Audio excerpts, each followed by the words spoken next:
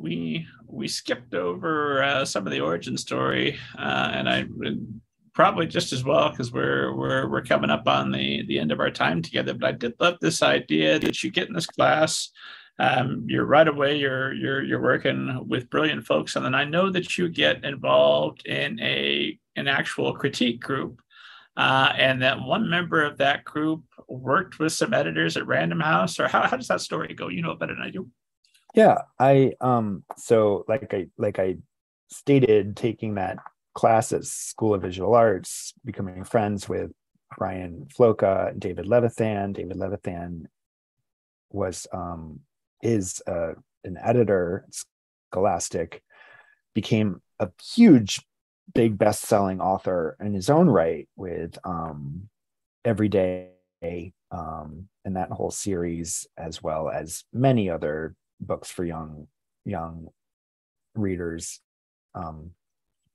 David was kind enough to bring me into an early version of a book group that he was starting in like 2001, where we were reading sort of like what he considered the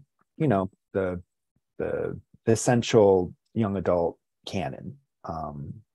I think he was starting to teach a class at the new school in children's literature, and even with his new imprint at that time called Push, he was trying to sort of school himself and educate himself in all the things that had come before. So through that group, I started meeting other writers, agents, editors, friends of David, connected with some of them, formed a very, very small writing group. These friends of mine, Billy, Nico, and Nick, they knew that I was working on a manuscript. They knew about my 700-page, like, ridiculous, young adult novel. Well, we said and that I people, so publish it. No.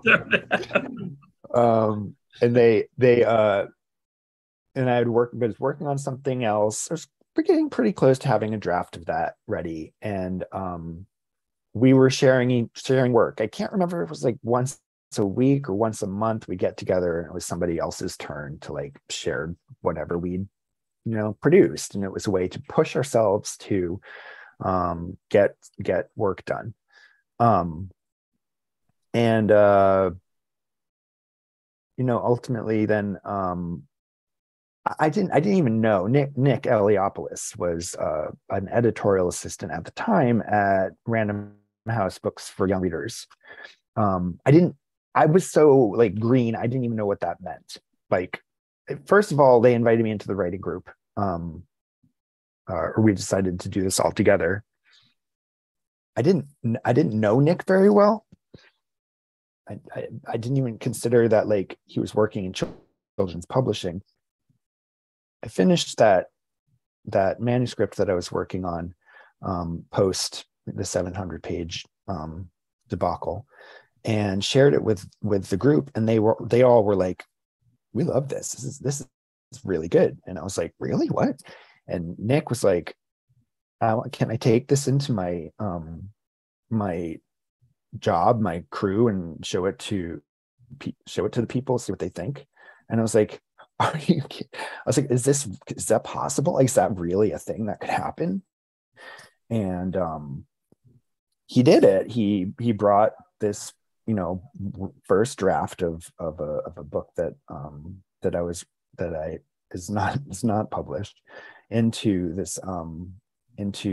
the acquisitions meeting, and had them check it out. And like half of the editors like really liked it, and half of them were like, this isn't ready. And so ultimately what they asked him to do was work with me on the manuscript over the course of the next year and then resubmit. And so I did that. And in the meantime, things moving really slowly. I'm still I'm working at Sloan Kettering at that point.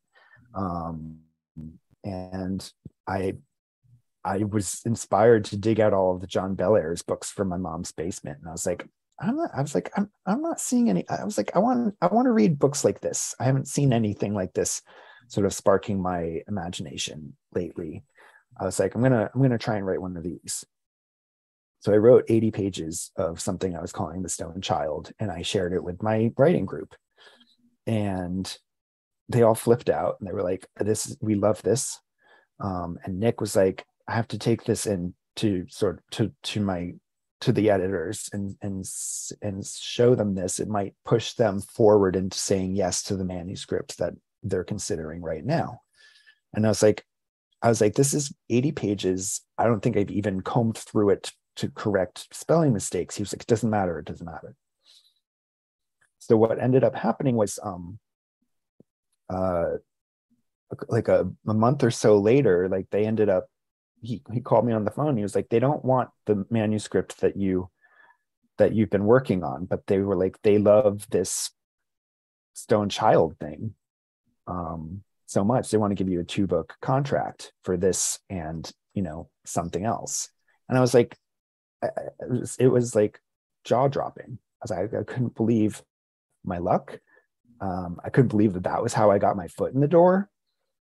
And trust me, like, it was rough.